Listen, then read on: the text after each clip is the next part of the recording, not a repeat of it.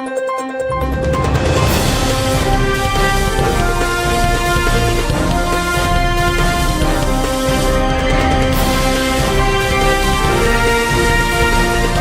नगरी 24 तास न्यूज, रोखोक बातम्या आणि बरच काही. महूद जिल्हा परिषद गटातून शेतकरी कामगार पक्षाच्या वतीने बाळासाहेब ढाळे यांनी आपला उमेदवारी अर्ज दाखल केला आहे. अर्ज दाखल करताना शेतकरी कामगार पक्षाचे पदाधिकारी, कार्यकर्ते तसेच ढाळे यांचे समर्थक मोठ्या संख्येने उपस्थित होते. यावेळी परिसरात उत्साहाचे वातावरण पाहायला मिळाले. बाळासाहेब ढाळे हे शेतकरी, कष्टकरी व सर्वसामान्य जनतेच्या प्रश्नांसाठी सातत्याने कार्यरत असलेले नेतृत्व म्हणून ओळखले जातात. शेती, पाणी पुरवठा, वीज, रस्ते, रोजगार तसेच ग्रामीण विकासाच्या प्रश्नांवर त्यांनी नेहमीच ठाम भूमिका घेतली आहे. अर्ज दाखल केल्यानंतर बोलताना बाळासाहेब ढाळे यांनी महूद जिल्हा परिषद गटाच्या सर्वांगीण विकासाचा निर्धार व्यक्त केला. शेतकरी कामगार पक्षाच्या विचारधारेनुसार शेतकरी, मजूर आणि सर्वसामान्य जनतेच्या हक्कासाठी प्रामाणिकपणे काम करणार असून रखडलेली विकास कामं पूर्ण करणं हेच माझं उद्दिष्ट असल्याचं त्यांनी स्पष्ट केलं आहे. तुम्ही कोणत्या गटातून अर्ज भरलेला आहे, कोणत्या पक्षीय वतीने भरले? जिल्हा परिषद गटातून उमेदवारी अर्ज भरलेला आहे. शेतकरी कामगार पक्ष महाविकास आघाडीतून अर्ज दाखल. शेतकरी कामगार पक्षासोबत अजून कोणते पक्ष राहणार आहेत आघाडी? आता आघाडीने दीपक आबाची आणि आमची आहे. महाविकास आमच्या आघाडीतूनच अर्ज भरला. पंचायत समिती गणाचे काय उमेदवार ठरलेले आहेत?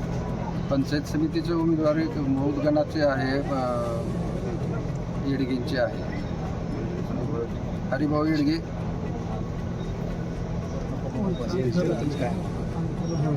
वरचे चिकमोद गणाचे चिकमोहचा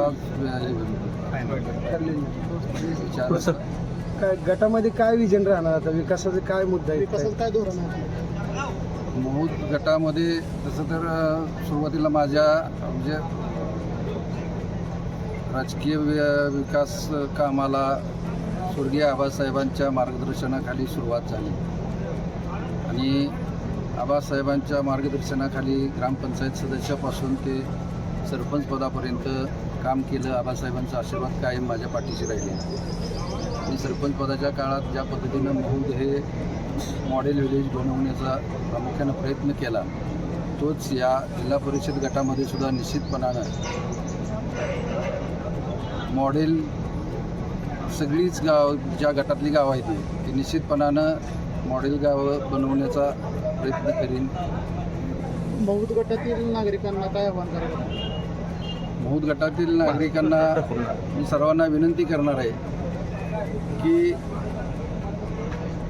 शेतकरी कामगार पक्ष आणि दीपक आबांची आमची आघाडी आहे.